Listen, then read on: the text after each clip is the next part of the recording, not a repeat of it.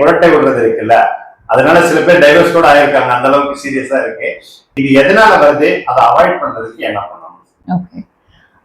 கொரட்டை அப்படிங்கிறது மூச்சு குழாய்கள்ல கொஞ்சம் அந்த பேசேஜ் வந்து கம்மியாச்சு, சைஸ் குறைவாச்சு அப்படின்னாக்கா கொரட்டை சத்தம் வரலாம். இது குழந்தைங்களுக்கு வரலாம், ஏன்னா அவங்களுக்கு டான்சில்ஸ், அடினாய்ட்ஸ், இல்ல மூக்கடைப்பு அந்த மாதிரி இருக்கும்போது குழந்தைங்களுக்கும் கொரட்டை வரலாம். பெரியவர்களுக்கு வரும்பொழுது நம்ம ஜென்ரலா சொல்றது, நாம ஆழ்ந்து உறந்து தூங்கிட்டு இருக்கோம்ப்பா அதனாலதான் கொரட்டை வருது அப்படின்னு சொல்லுவோம். பெரும்பாலும் கொரட்டைகள் வந்து ப்ராப்ளம் கிடையாது. பட் ஒரு 10% to 15% என்ன அப்படின்னா, நம்மளோட உடல் பருமன் ஜாஸ்தி ஆகும் பொழுதோ, இல்லாட்டி அந்த நெக்ல இருக்கிற மசில்ஸ் வந்து தடிமானமா ஆகும் பொழுதோ, அப்போ அந்த மூச்சு காற்று, அந்த சுவாச பாதை வந்து குறுகல் ஆகுது.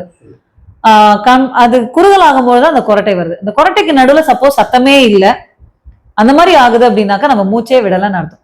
அதுதான் அதோட சிக்னிபிகன்ஸ். ஸோ எப்பயுமே நம்ம கிட்ட வரும்பொழுது கொரட்டைக்காக வருவாங்க. பட் நாங்க பாக்குறது வந்து அந்த கொரட்டைக்கு நடுவுல மூச்சு திணறல், ஒரு மூச்சு நிக்குதா, அதுக்கப்புறம் திரும்ப கொரட்டை ஆரம்பிக்குதா, பகல்ல அதனால வர தூக்கம் டிஸ்டர்பன்ஸ், பகல்ல உட்காந்துட்டே இருக்கும்போது தூக்கம் வருது, அந்த மாதிரி வருதாங்கிறதான் பாக்குறோம். ஸோ இதோட காம்ப்ளிகேஷன் என்ன அப்படின்னாக்கா, திடீர்னு யாராவது நம்மளோட மூக்க பொத்துனாங்கன்னா நமக்கு வந்து ஒரு பயம் வரும். இல்லாட்டி திடீர்னு காலையில அலாம் அடிக்கும்போது ஒரு ஸ்டார்டலோட எழுந்துப்போம். அந்த மாதிரி ஒரு தடவையும் நம்ம தூக்கத்துல நம்மள அறியாம எழுந்துட்டு இருக்கும் பொழுது நம்மளோட ஹார்ட் ரேட், பிபி இதெல்லாமே இன்க்ரீஸ் ஆகிறதுக்கு நிறைய வாய்ப்பு இருக்கிறது. அதனால இந்த கொரட்டையை சார்ந்த இந்த மூச்சு நிக்கிறது, பகல்ல வந்து தூக்கம் வர்றது, இதை வந்து கொஞ்சம் கவனிக்கிறது பெட்டர். இத விட்டுட்டே இருந்தோம்னா நாளடைவுல ஹார்ட் அட்டாக்கோ இல்ல ஸ்ட்ரோக்கோ வரதுக்கான நிறைய வாய்ப்புகள் இருக்கிறது.